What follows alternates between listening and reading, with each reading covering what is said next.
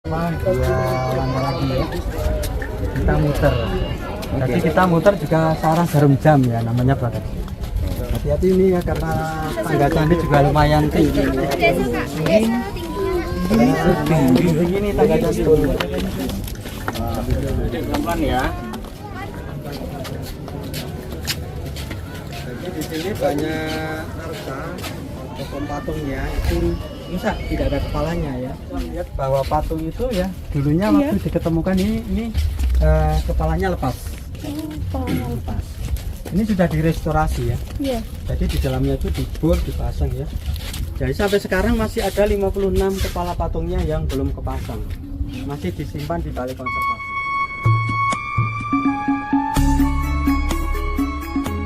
Assalamualaikum warahmatullahi wabarakatuh. Salam rahayu teman-teman. Ketemu lagi dengan kami di Jalan Amrita. Siang hari ini kita pengen jalan-jalan lagi ke Candi Buddha terbesar di dunia, yaitu Candi Borobudur. Beberapa waktu yang lalu ketika kita berkunjung di Candi Borobudur, kita tidak bisa naik sampai ke atas ke stupa candi.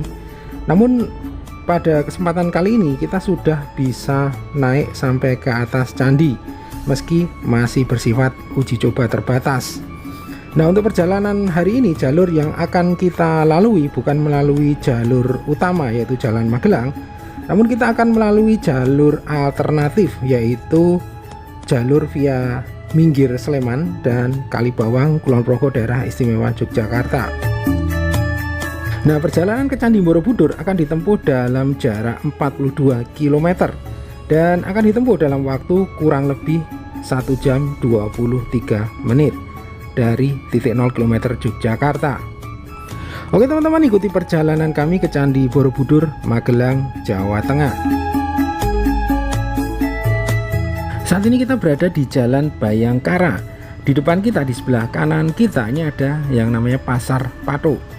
Nah, Pasar Patok berlokasi di Kelurahan Ngupasan, Kemantren Gondomanan, Kota Yogyakarta. Nah, yang menarik di sini, Pasar Patok terletak di sentra industri bakpia, sehingga merupakan salah satu lokasi bagi wisatawan untuk membeli bakpia patok oleh-oleh khas Yogyakarta, terutama di bagian depan Pasar Patok.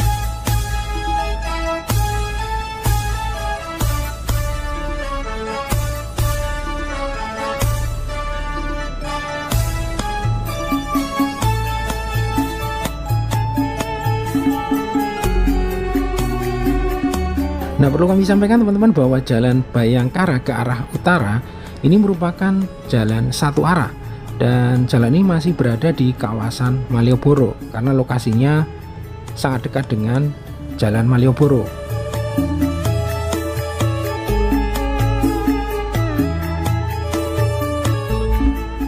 Dan saat ini kita berada di Jalan Gandean. Nah, dari Jalan Gandean ini kita berbelok ke arah kiri, ke arah Jalan Jelagran Lor.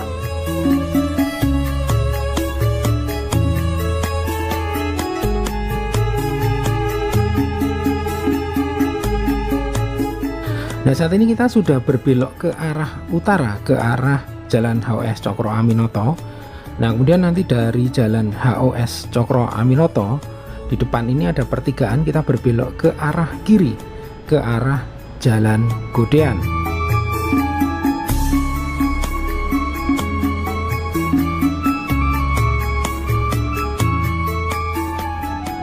Nah, saat ini kita berada di Jalan Godean, kilometer 2,8, tepatnya di Dusun Kembang, Desa Ngestiharjo, Kapanewon, Kasihan, Kabupaten Bantul, daerah istimewa Yogyakarta. Nah, kalau kita perhatikan, lalu lintas pada siang hari ini terlihat cukup lancar ya. Dan perlu teman-teman ketahui bahwa Jalan Godean ini merupakan salah satu jalan paling padat ya di Jogja. Dan jalan ini juga sering terjadi kemacetan, terutama di saat pagi ataupun sore hari. Saat ini kita berada di perempatan Demak Ijo. Jalan yang di kiri kanan kita ini adalah Jalan Ring Road Barat atau Jalan Siliwangi. Dan dari perempatan Demak Ijo kita terus berjalan ke arah barat melalui Jalan Godean, teman-teman.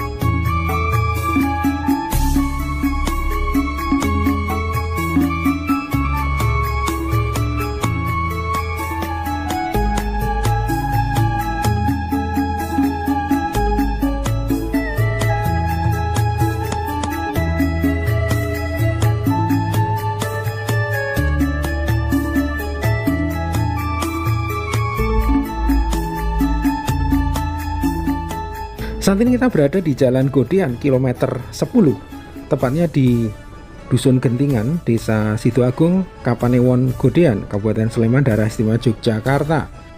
Nah, kalau kita perhatikan di sebelah kiri kita ini ada pusat keripik belut Godean. Nah, buat teman-teman yang menyukai keripik belut atau mencari keripik belut untuk tujuan oleh-oleh atau untuk konsumsi sendiri, kami rasa tempat ini sangat pas ya, dan kami rekomendasikan. Dan di sini ada sekitar 20 pedagang keripik belut yang siap melayani kita. Dan pusat kuliner belut ini buka dari jam 8 sampai dengan jam 10 malam. Dan kalau kita perhatikan di sebelah kanan kita, saat ini Pasar Godean sudah diratakan dan rencananya akan direvitalisasi dan akan mulai dibangun pada bulan Mei 2023. Dan rencananya bangunan pasar nanti akan menampung 1.837 pedagang dengan fasilitas baru seperti taman terbuka hijau, food court, lift pengangkut barang, dan cafe di rooftopnya. Nah, di depan kita ini ada perempatan yang namanya perempatan Godean. Nah, kita lurus terus mengikuti jalan Ngapak Kenteng menuju perempatan Gedongan. Nah, kalau dari perempatan ini kita ke arah kanan, ini akan menuju Kapanewon Saegan. Kemudian kalau ke arah kiri akan menuju ke Jalan Wates atau Monumen Memorial Jenderal Besar HM Soeharto.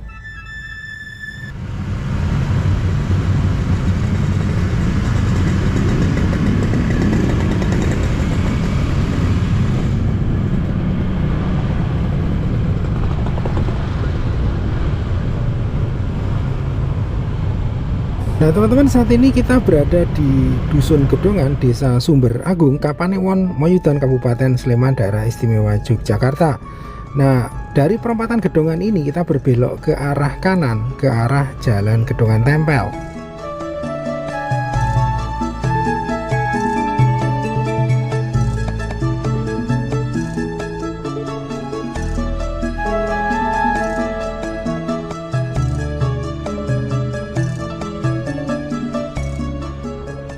Saat ini kita masih berjalan di Jalan Gedongan Tempel. Kita berjalan ke arah utara.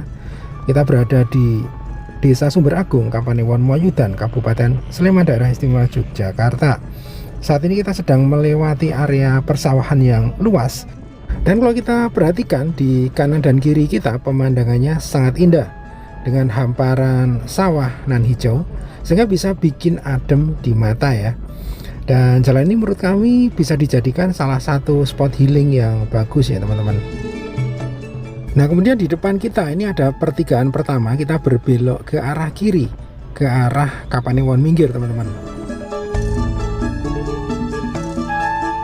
Saat ini kita berjalan ke arah barat. Saat ini kita sedang berada di Dusun Kewayuhan, Desa Sendang Mulyo, Kapanewon Minggir, Kabupaten Sleman, Daerah Istimewa Yogyakarta.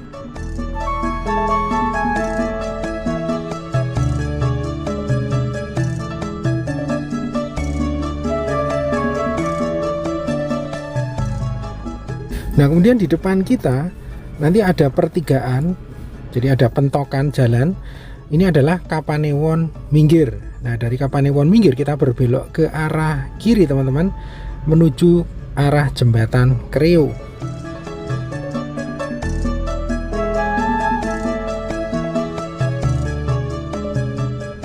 Saat ini kita masih berada di Jalan Raya Banjararum, tepatnya di Desa Sendang Agung, Kapanewon Minggir, Kabupaten Sleman, Daerah Istimewa Yogyakarta. Kalau kita perhatikan di depan kita ini adalah Jembatan Kreo namanya. Nah, Jembatan Kreo merupakan salah satu jembatan Kaliprogo yang cukup besar dari beberapa jembatan Kaliprogo yang ada di Daerah Istimewa Yogyakarta, antara lain Jembatan Ancol, Jembatan Ngapak, Jembatan Bantar, dan Jembatan Serandaan. Nah, saat ini kita sudah melewati Jembatan Kreo atau Jembatan Kaliprogo, artinya kita sudah berada di Kabupaten Kulon Progo. Dan dari perempatan Dekso kita berbelok ke arah kanan, ke arah Jalan Nanggulan Mentut. Saat ini kita berada di Dusun Sayangan, Desa Banjar Arum, Kapanewon Kalibawang, Kabupaten Kulon Progo. Di sebelah kanan kita ini ada yang namanya Pasar Dekso. Buat teman-teman yang mencari spot foto bagus di daerah ini, kami kira lokasi di depan kita yaitu Gerbang Samudra Raksa merupakan salah satu spot terbaik. Gerbang Samudra Raksa berlokasi di Dusun Klangon, Kelurahan Banjaroyo, Kapanewon Kalibawang, Kabupaten Kulon Progo. Meski belum selesai 100%, Gerbang Samudra Raksa ini diprediksi ke depan akan menjadi salah satu lokasi wisata primadona baru bagi masyarakat Kulon Progo dan sekitarnya. Teman-teman, saat ini kita sudah berada di Desa Mendut, Kecamatan Mungkit, Kabupaten Magelang. Di depan kita ada pertigaan. Kalau kita ke arah kanan akan menuju Candi Mendut atau Jalan Magelang. Nah, dari pertigaan tadi kita lurus terus melewati jembatan Elo Mendut menuju arah Jalan Mayor Kusen. Nah, di depan kita ini ada pertigaan lagi dan tengahnya ada monumen proklamasi Soekarno-Hatta. Kita berbelok ke arah kiri menuju Jalan Sudirman. Saat ini kita berada di jembatan Brojonalan yang merupakan jembatan Sungai Progo yang berlokasi di Dusun Brojonalan, Kelurahan Wanurejo, Kecamatan Borobudur, Kabupaten Magelang, Provinsi Jawa Tengah. Di depan kita nanti ada pertigaan, arah ke kiri akan menuju situs Candi Pawon, dan kita lurus terus menuju Jalan Balaputra Dewa, teman-teman. Nah, perlu teman-teman ketahui bahwa Jalan Balaputra Dewa ini sudah merupakan kawasan Candi Borobudur, sehingga kalau kita perhatikan di sekitar ini banyak hotel ataupun penginapan, juga banyak restoran yang berdiri di sekitar Jalan Balaputra Dewa.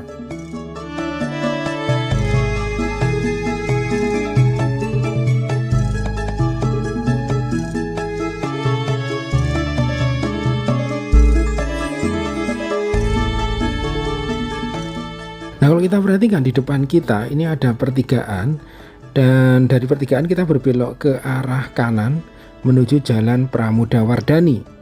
Dan dari sini kita sudah bisa melihat tulisan Taman Wisata Candi Borobudur.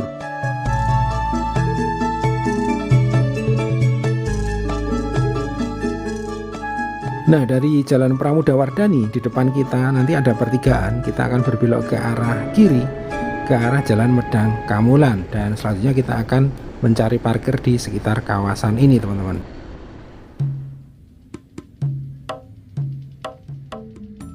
Teman-teman, saat ini kita sudah berada di Kompleks Taman Wisata Candi Borobudur. Di depan kita ini adalah pintu masuk Taman Wisata Candi Borobudur. Nah, saat kita memasuki kawasan Candi Borobudur, kita akan melihat suasana yang nyaman, bersih, dan tertata seperti yang nampak di depan kita, teman-teman. Hal ini merupakan salah satu kelebihan dari pengelolaan candi ini di bawah PT TWC atau Taman Wisata Candi. Dan untuk cuaca pada siang hari ini terlihat berawan. Semoga nanti tidak turun hujan ya. Nah, selanjutnya kita akan menuju ke bagian tiketing yang ada di sisi sebelah kanan kita.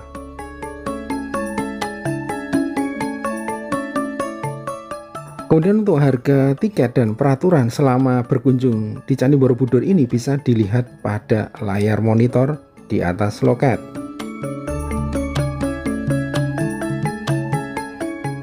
Nah, untuk harga tiket domestik yang dewasa terlihat di sini adalah 50.000, kemudian harga tiket anak-anak 25.000. Dan di sini juga tersedia tiket terusan untuk yang mau ke Candi Prambanan atau Candi Ratu Boko. Nah, untuk naik ke atas candi atau ke stupa, kita mesti konfirmasi atau registrasi ulang ya. Jadi kita diarahkan ke area D untuk registrasi naik candi. Nah, untuk registrasi naik candi kita mesti ambil nomor dulu, teman-teman. Dan perlu diketahui bahwa untuk naik candi ini sifatnya masih taraf uji coba kajian lapangan terbatas. Untuk naik candi saat ini dibatasi kuota sebanyak 400 orang per hari yang terbagi dalam 2 sesi. Sesi pertama masuk jam 9 pagi dengan kuota 300 orang, dan sesi kedua jam 1 siang dengan kuota 100 orang. Nah, untuk naik candi kita mesti membayar lagi teman-teman.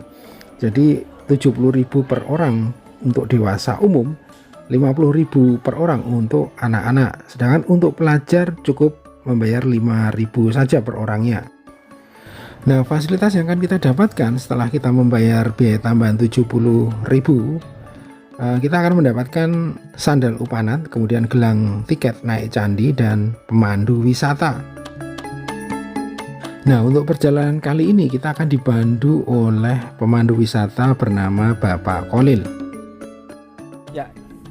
Ya, di kawasan ini cukup luas, luasnya ada 85 hektar ya. Kalau dulu di sini adalah kampung ya, perkampungan penduduk. Kalau kawasan ini dibangunnya 1985. Jadi sebelum 85 ya perkampungan sampai dekat Candi Borobudur ya. Kalau Candi Borobudur itu lokasinya di atas bukit kecil, ketinggiannya itu 269 meter di atas permukaan laut. Nama candinya juga Borobudur. Borobudur itu asalnya dari kata boro sama budur. Boro itu dari bahasa Sanskerta dari kata bara atau wihara. Budur itu dari kata beduhur, artinya lokasinya yang di atas bukit. Jadi Borobudur artinya wihara ataupun bangunan suci itu yang ada di atas bukit. Candi Borobudur itu umurnya sudah 1200-an tahun ya.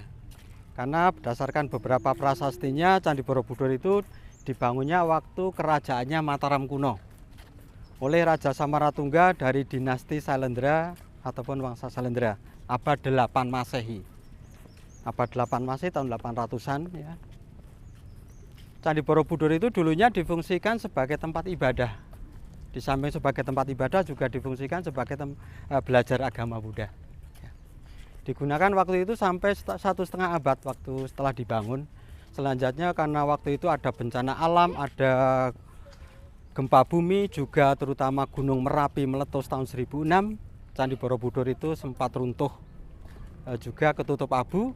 Setelah itu pusat kerajaan Mataram kuno pindahnya sampai ke Jawa Timur. Kemudian setelah itu beratus-ratus tahun ditinggalkan menjadi hutan. Candi Borobudur baru diketemukan kembali oleh Raffles tahun 1814.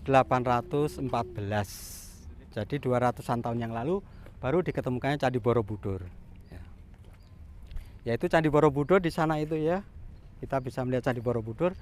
Waktu diketemukan Candi Borobudur itu dalam keadaan sangat rusak. Jadi banyak batunya yang berserakan.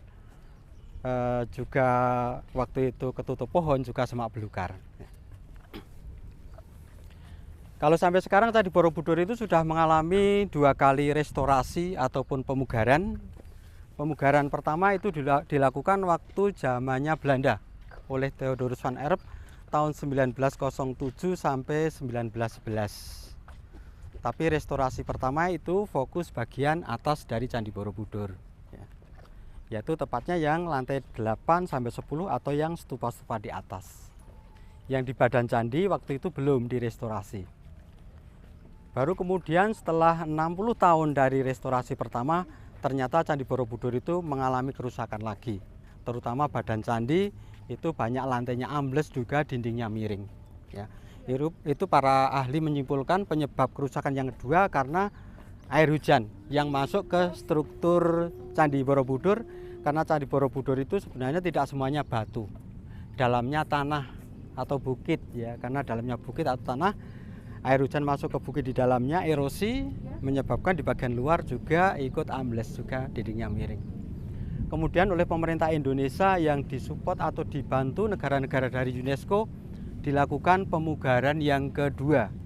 Dari tahun 1973 sampai 1983, 10 tahun, karena pemugaran yang sifatnya besar. Waktu itu batu-batu candi itu diturunin dulu satu persatu, dikasih tanda nomor pasangan batunya, kemudian di bagian dalam supaya tidak ambles, lebih kokoh lagi, itu dibeton dan disemen. Jadi setiap tingkatan candi itu dibeton. Ya. Dibuat sistem drainase juga, pembuangan air hujan dari bangunan candi sampai ke bawah bukit. Baru kemudian batu-batunya dikembalikan seperti semula dengan biaya 25 juta US dollar. Ya. Dan Candi Borobudur itu yang perlu diketahui bahwa ini menjadi warisan budaya dunia ini sekarang. Ya. bukan ya dari UNESCO. UNESCO kalau patrimoni itu di sana itu yang simbol UNESCO. Kenapa Candi Borobudur ya, menjadi warisan dunia karena ada beberapa poin yang masuk. Ya. Ya, Candi Borobudur ini ya sebenarnya tidak ada ruangan di dalam karena intinya dalam tanah, melainkan Candi Borobudur itu bentuknya berundak, piramida berundak bertingkat-tingkat ya, bertingkat-tingkat ya. Ada 10 tingkatan ya, 10 tingkatan Candi Borobudur. Itu menurut filosofinya Candi Borobudur itu dari 10 tingkat itu dibagi menjadi 3 tingkatan besar. Tingkatan yang paling bawah itu disebut Kamadhatu. Itu menurut pendapatnya Sutterheim ya. Kemudian tingkatan yang tengah-tengah adalah Rupadatu, tingkatan yang atas adalah Arupadatu. Di bagian bawah yang tingkatan Rupadatu itu dasar candi. Ya, dasar candi. Kamadhatu artinya dunia nafsu, manusia yang belum bisa mengontrol terhadap keinginan-keinginan duniawinya. Ya. Sebenarnya di bagian bawah ada juga ceritanya, reliefnya. Relief di bagian bawah itu menceritakan tentang hukum sebab akibat, yaitu diambil dari ceritanya bukunya Karma Wibangga. Karma Wibangga ya. Kemudian yang tengah-tengah adalah Rupadatu, dunia rupa ataupun dunia wujud, transisi, artinya manusia berusaha meninggalkan keinginan-keinginan duniawinya tapi dalam proses masih transisi ya. Memang di bagian tengah itu yang banyak sekali reliefnya. Ada juga namanya relief Lalita Vistara, menceritakan tentang kehidupan Buddha atau Siddhartha Gautama dari sebelum lahir sampai dia mengajarkan agamanya Buddha. Kemudian ada juga cerita Jataka. Jataka itu kehidupan Buddha di masa lampau. Jadi bodhisattva, tentang filosofinya di masa lampau. Kadang diceritakan dalam cerita fabel hewan ataupun kepahlawanan seseorang. Kemudian yang atas adalah Arupadatu, lantai 8 sampai 10. Itu yang banyak stupa-stupanya. Di atas itu memang tidak ada reliefnya, yang ada hanya stupa. Jadi ada satu stupa induk di atas dan di bawahnya itu ada 72 stupa yang berlubang dari lantai 8 sampai 10. Ya, jadi di tingkatan 8 itu jumlah stupanya ada 32, di tingkatan 9 ada 24, tingkat 10 ada 16. 32, 24, 16, 72 ya. Ya, kita ini naiknya ini dari sisi timur ini ya. Di timur. Jadi candi ini meskipun ada 4 pintu, pintu utama candi itu timur. Jadi candi ini menghadap ke timur ya. Sebenarnya kalau kita tarik lurus ini, jari garis lurus dari sini, di sana di bagian luar ada 2 candi kecil. Candi Pawon sama Candi Mendut, yaitu segaris lurus ya. Jadi candi ini menghadap ke timur. Itu menurut kepercayaan agama Buddha ya. Jadi untuk ritual keagamaan memang dia datangnya dari sisi timur ini karena pintu utama dari timur, kemudian dia berjalan searah jarum jam. Namanya pradaksina, jadi mengelilingi candi dengan searah jarum jam pradaksina. Bisa 1 maupun 3 kali setiap lantainya. Dari lantai bawah kemudian berjalan menuju ke lantai atas. Itu biasa dilakukan terutama waktu Waisak. Waisak itu untuk memperingati kelahiran Siddhartha, memperingati ketika Siddhartha itu mendapat pencerahan setelah bertapa di bawah pohon Bodhi ya, di kota Bodh Gaya, India. Sebenarnya di kaki candi ada relief namanya Upanat. Upanat itu pemberian derma atau sedekah kepada orang suci. Ya. Jadi dia mempersembahkan upanat ataupun alas kaki kepada orang suci atau brahmana. Nanti dia di dalam kehidupannya itu dimudahkan mendapatkan kendaraan. Ya, di panel berikut itu kalau zaman dulu ya dimudahkan kendaraan itu seperti kuda, dan sebagainya. Kalau sekarang ya itu kalau dulu ya ini yang di reliefnya. Kalau sekarang ya bisa diaplikasikan mobil yang mewah atau apa ya. Ya jadi kalau kita bersedekah alas kaki yang disebut upanat dimudahkan mendapatkan kendaraan, itu menurut yang di reliefnya. Itu di relief nomor 150 Karma Wibangga.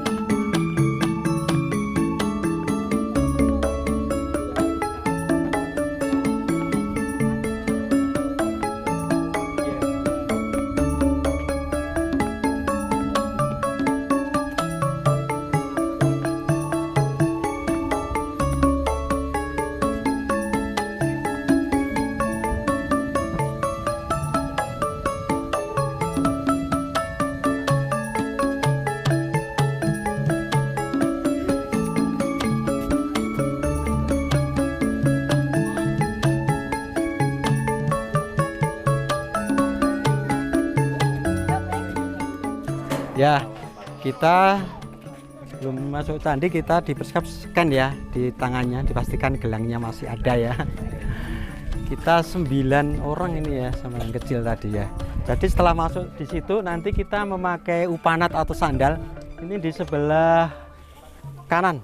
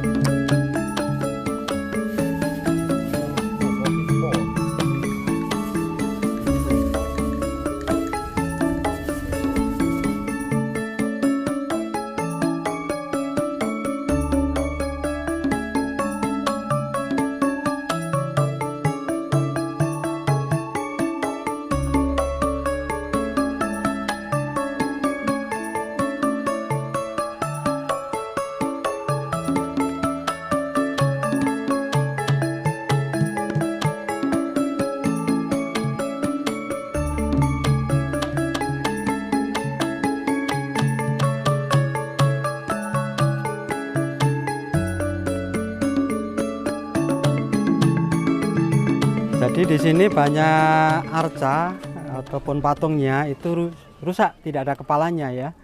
Sebenarnya kalau patung Buddha ini di Candi Borobudur itu kalau jumlah totalnya kalau terpasang semuanya itu ada 504 patung Buddha di Candi Borobudur.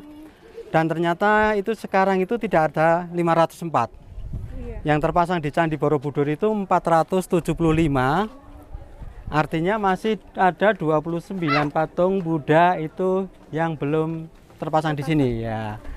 Dari 475 patung Buddha itu di Candi Borobudur itu yang utuh, tidak ada separuhnya.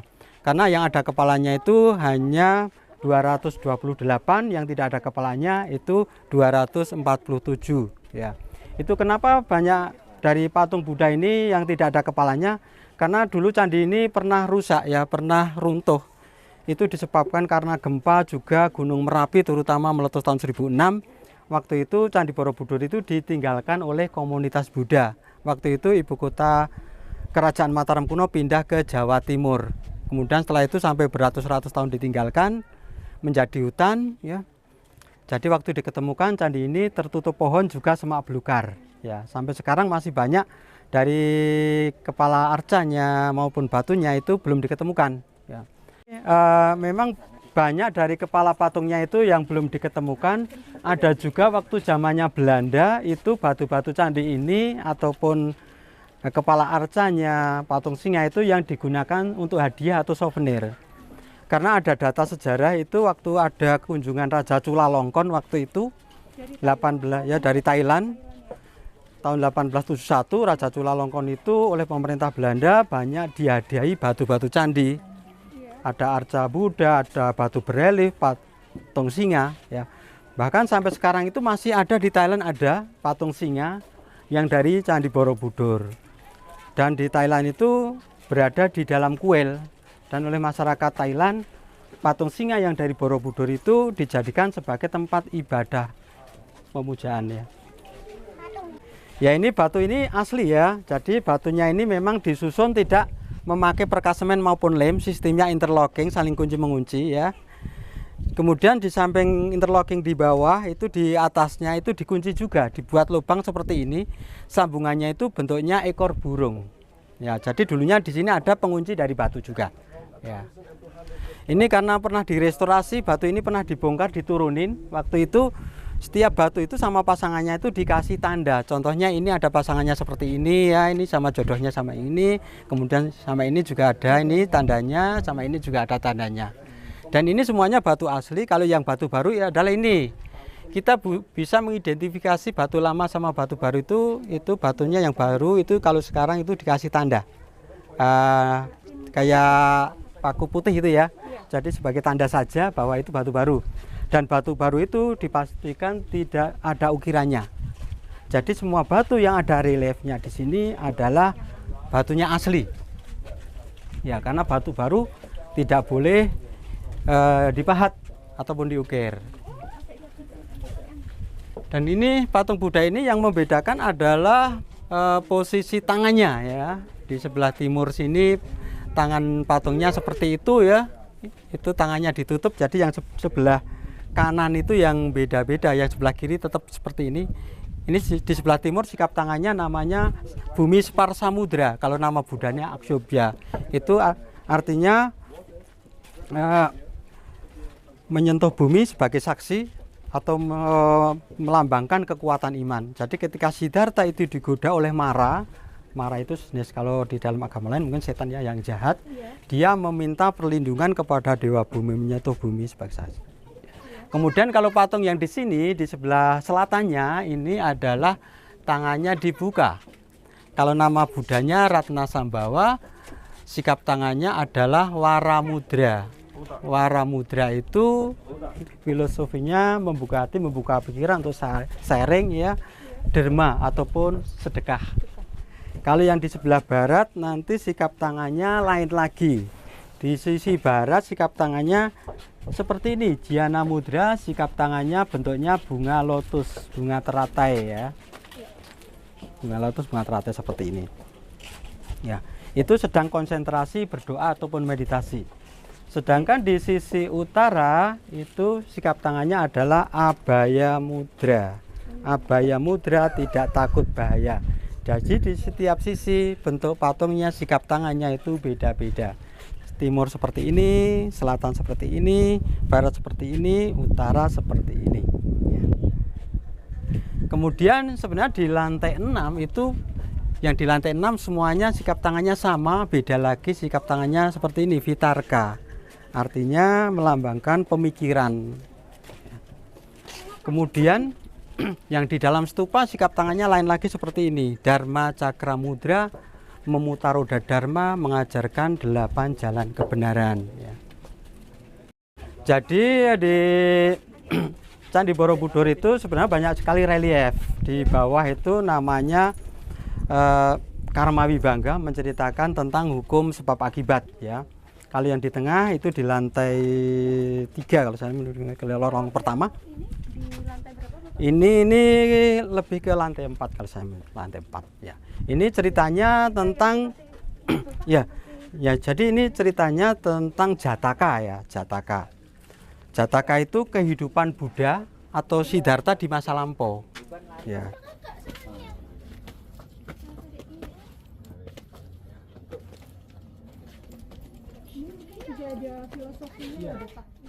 Jadi ini stupa ya, stupa ya. Ini lantai ini jumlahnya 32. Yang tengah 24, yang atas adalah 16. Kita bisa melihat lubang stupa juga 2 macam ya ini ya. Ini yang ini segi 4, tengah segi 4, atas segi empat. Segi empat ini yang belah ketupat segi empat. Maaf ya. Ya. Jadi itu ada filosofinya, yang belah ketupat itu artinya filosofinya belum stabil ya, masih bisa goyah ya. Ya. Kalau yang segi empat adalah stabil ya. Jadi stupa itu terdiri dari beberapa bagian. Kita bisa melihat di sini, ini adalah yang di bagian bawah adalah gambaran jubahnya istilahnya, jubah Siddhartha. Ya. Kalau yang atasnya adalah bunga lotus, bunga teratai. Kenapa bunga teratai? Bunga teratai itu lambang kesuciannya. Jadi kalau patungnya itu selalu di atasnya bunga lotus, di bawahnya ada bunga lotus. Ya. Jadi bunga lotus itu selalu di atas air ya, di atas air bunganya itu bagus. Jadi yang di bawahnya itu filosofinya ditinggalkan yang jelek, yang kotor ditinggalkan, nanti bisa memunculkan sesuatu yang bagus ya. Itu diibarat seperti bunga teratai, bunga lotus ya. Kemudian yang tengah ini adalah mangkok. Mangkok tapi dibalik ini, mangkoknya dibalik ya. Filosofinya itu derma, memberi. Yang atas adalah tongkat. Tongkat itu filosofinya untuk menggapai kesempurnaan. Kesempurnaan dengan hasta Arya Marga istilahnya ya, seperti contohnya ucapan benar, niatnya benar, berusaha benar, tindakannya benar, meditasi benar, hidup secara benar, falsafah hidup benar. Jadi filosofinya 8 jalan kebenaran ya, 8 jalan kebenaran, hasta Arya Marga.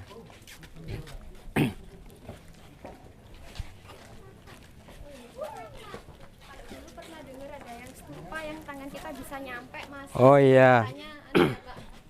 Ya, dulu ada salah satu stupa itu yang dimitoskan, sekali mitos. Satu itu ada di timur, yang di stupa belah ketupat, di sebelah timur sisi kanan. Itu yang mitosnya kalau bisa menyentuh patung di dalamnya, itu yang disentuh itu jarinya, jari kita sama jari patung itu ketemu, nyambung ya. Kalau bisa itu keinginannya terkabul, itu mitosnya. Ini dulu yang dimitoskan adalah ini ya, yang disebut patung Kutubimo dulu adalah ini ya. Kita bisa melihat di sini ini ya, karena orang hanya ingin instan berdoa. Ya itu yang mitosnya, kalau bisa menyentuh jarinya di sana itu terkabul, itu kan orang pada manjat ini ya, pada manjat ini. Efeknya ini ya. Ini terutama di sini nih ya.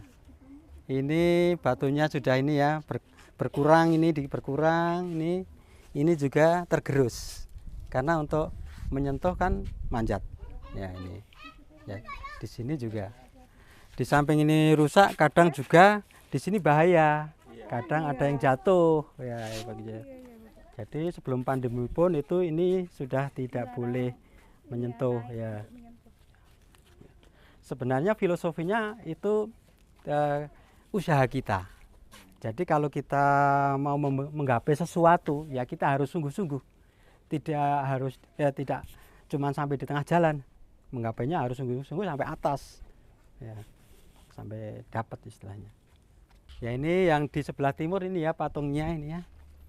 Jadi kita bisa melihat bahwa patung itu ya dulunya waktu diketemukan ini kepalanya lepas. Ini sudah direstorasi ya. Jadi di dalamnya itu dibor, dipasang ya. Jadi sampai sekarang masih ada 56 kepala patungnya yang belum kepasang. Masih disimpan di balai konservasi. Ternyata kalau kita menemukan kepalanya saja, itu tidak bisa langsung dipasang di sini. Kalau mau memasang itu harus diteliti. Apakah benar-benar dari badannya yang hilang atau lepas. Jadi diteliti komposisi batunya.